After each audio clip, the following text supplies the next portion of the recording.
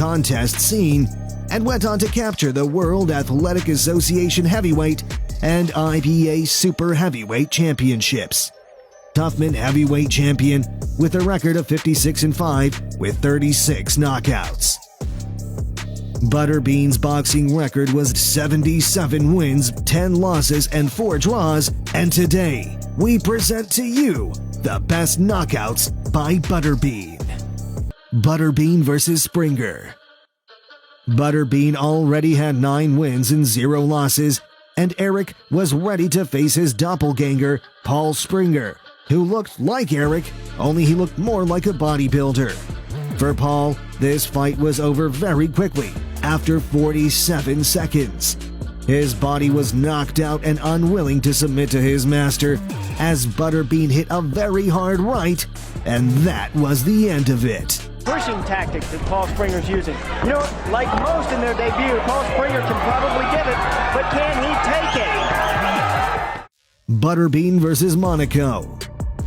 2 weeks after his last fight with Pat Jackson, Eric decided to test the strength of Luis Monaco, who was in his second fight as a pro and had no losses so far. Eric immediately lunged at Luis and sent him to the canvas. He will race across the ring and attempt to get Monaco down quickly, and by golly. A couple of seconds later, Butterbean threw his series of punches again, and Luis landed a second time on the ground. And at the end of the round, Butterbean decided it was time to end the fight and landed his favorite punch, after which this fight was stopped and Monaco took a very long time to recover from such a hard punch. The fight, and good night with that. And all along, we didn't see any combinations. Butterbean vs. Baker. Judging by James's mood, he wanted to upset the audience who loved Butterbean and always warmly supported him. But in reality, James wasn't so terrible. He had a record of 1 win and 5 losses, so he didn't stand much of a chance. Unfortunately, Baker had enough for one exchange and 18 seconds into the fight with Butterbean, after which he fell and didn't even try to get up. For the wild, free, swinging brawl. That's what he feels the fans like to see. He is all over his opponent, James Baker, and has him down in the first round. Baker, by the way, 1-5, has been knocked out in the first. Butterbean vs. Eaton 2. In March 1998, Butterbean needed to wrap up one case that had ended in the first draw of his career 6 months earlier. By then, Eric was already the IBA heavyweight champion and a 4-round king with a record of 37 wins with 1 draw and 1 loss. Round 1, and Bealey is showering the champ with punches, who, as usual, is charged with 1 punch to put the feisty Cowboys' lights out. So the start of the encounter is won by Billy, who wastes a lot of energy and dances around Eric.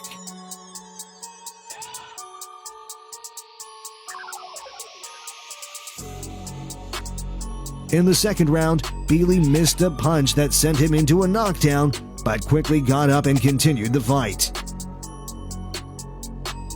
In the third segment, Butterbean stood at the ropes, Muhammad Ali style, and provoked Billy to work and then decide to erase his opponent's memory thanks to a deep knockout that Butterbean was aiming for.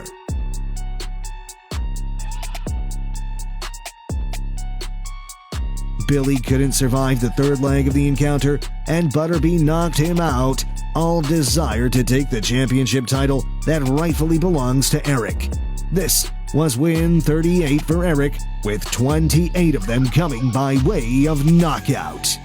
On a basketball court, it's a fake. Butterbean is a good finisher. Once he gets you hurt, he really lets it all hang out. That's why people like to watch him. Power indeed, and a certain... Butterbean vs. Lindberger. In 2000, Butterbean had to face one of his toughest opponents and defend his championship title. His challenger was George Lindberger, named the Terminator, who, unlike Eric's past opponents, also liked to send people to the hospital. 17 people he had knocked out before that fight and would not be a lie. Butterbean had no trouble getting close, and he sent the Terminator to the knockout with a precise hit, taking only 19 seconds, and it was a victory over George, who was already 53. But credit must be given to the Terminator, who, after 5 years, was able to beat Butterbean by way of the judges' scorecards.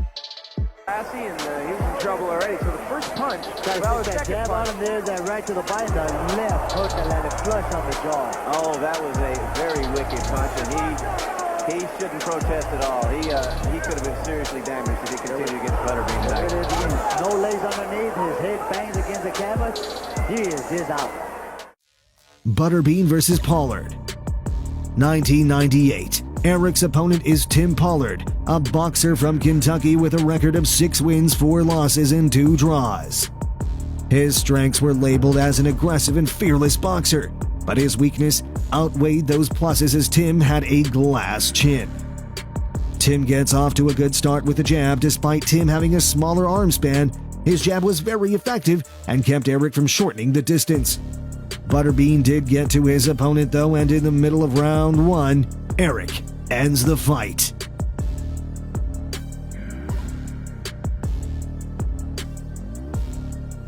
Butterbean versus Graham.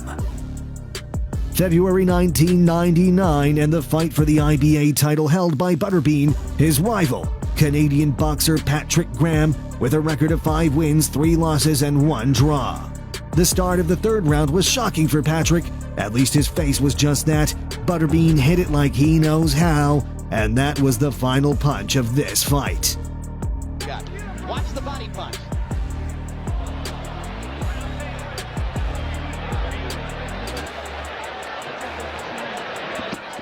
One, two. Left hook to the top. Right crushing to the body. Yeah, And the referee was merciful. Just like Butterbean versus Talon. 1999, Eric's opponent is Kevin Talon, a 35-year-old boxer with a record of 5 wins and 3 losses.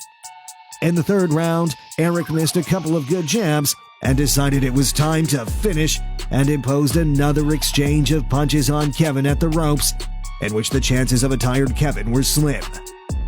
The outcome of the meeting is another Butterbean victory. Butterbean, of course, is going to be on the push here. Be the aggressive. The right hand there's the big punch. He follows it with a left hook. So instead of 1 punch, 2 land. That does the job. We'll take one more look at it. He picks the right punch. He throws the uppercut. He's got a man who's leaning forward, who's covered up. He brings the uppercut up, and then he goes up top. And then he moves his head a little bit to try to make the punches, which he did. Make the punches, the return punches miss. The right hand over top really did the damage in this fight. That's what was the finisher right there. Butterbean versus Rode. The year 2000, and Eric's opponent was Marcus Rode, who, unlike his previous opponents, was much more experienced and dangerous for Butterbean, as his record was 24 wins and 16 losses. At that, all of his wins were by knockout, so he had something to offer to Eric. In round 3, Marcus starts to have stamina problems, and Eric decides to take advantage of this, finishing his opponent with a minute to go, and this was win number 60 for him, with only 1 loss and 2 draws. And it started with the body shot with the right hand. And in the 3rd round, it was the body shots. He had hit him a couple good ones. And, you were right, Scott. Why would Rhodes stand in front of the knee? Just to get in there and take his shots, I guess. In all 3 rounds combined, Butterbean landed only 16 punches. 15 were power shots. Butterbean versus McNeely. And at the end, we will remember Eric's fight with probably the toughest opponent of his boxing career. It was Peter McNeely, the boxer who first fought Mike Tyson after that man was released from prison. He lost to him via disqualification because his corner ran out into the ring during the fight and didn't want to leave. Particularly memorable was the battle of looks before the fight, which is forever embedded in all of Iron Mike's highlights. Before the fight with Eric, McNeely's record was 45 wins and 4 losses. He ended most of his fights by knockout, so it was a real test for Butterbean. The fight begins and both fighters are charged with knocking out their opponents, and the bout is mostly a close to mid-range exchange. After a hot start, the pace drops a bit, but the fans are chanting Butterbean and chasing down Eric for the head of McNeely. Fighter for 300 pounds, and we had some words about this. I think he really thinks he's a real fighter. He fights good 4-round fights. And Butterbean, of course, wants the brawl, the straight fight. He wants. The round ends and Eric shoots Peter against the ropes. The referee stops the fight and awards the victory to Butterbean, with Peter not even trying to object or challenge the early stoppage. And that's it. Shane Hades steps in and stops the fight just before the bell. It's over in the first round. If I said sacrificial lamb, the first time he really hurts McNeely, he throws a nice overhand right, misses, comes back with a hook. The hook had a lot of weight into the double hook. The second one is the one that you could see actually made the eyes roll on McNeely. In the end of the fight, it was just a matter of McNeely not doing anything and Butterbean firing. There's a nice uppercut on the inside, a right hook around McNeely's gloves, smart move. And McNeely winds up with his back up against the ropes and just gets uppercutted to death practically. That's the third one. A hook, another right hand, and McNeely offers up nothing. The referee just says that's enough. That's what you call overwhelmed. After this fight, Eric got a little overwhelmed with emotion and belief in himself as he wanted to fight Tyson, saying that Mike was avoiding him as he was afraid of his powerful punch. This was probably the only known instance where Eric went a little over the top. Otherwise, he was a good-natured fat man with pudgy